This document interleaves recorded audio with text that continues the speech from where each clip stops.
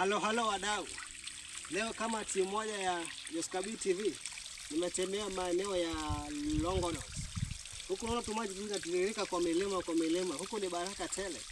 Kabisa.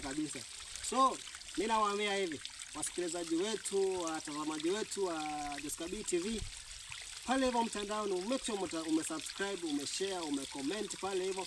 So ndo maana tufike mbali zote.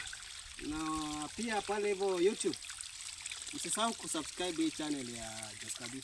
Maana ni msanii wetu wa Injili kutoka maeneo ya Laikipia, kijijini cha Kaichakun, ambaye mimi nimetoka, maana wamenibariki na jina ambayo linaitwa Kaita.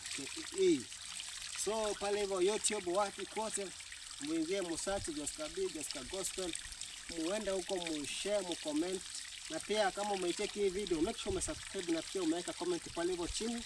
Useme nataka tutembee maeneo gani, tutafika huko, na pia tutawaletea zawadi kemkem.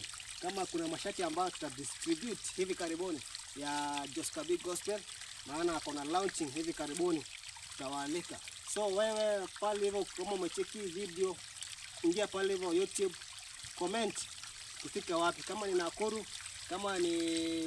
Nakuru, naanzia Nakuru, Romuroti, Nyauroro, maili 7, Modengera, maili 7 Modengera, na pia upande wa Ngarwa Sifili kote.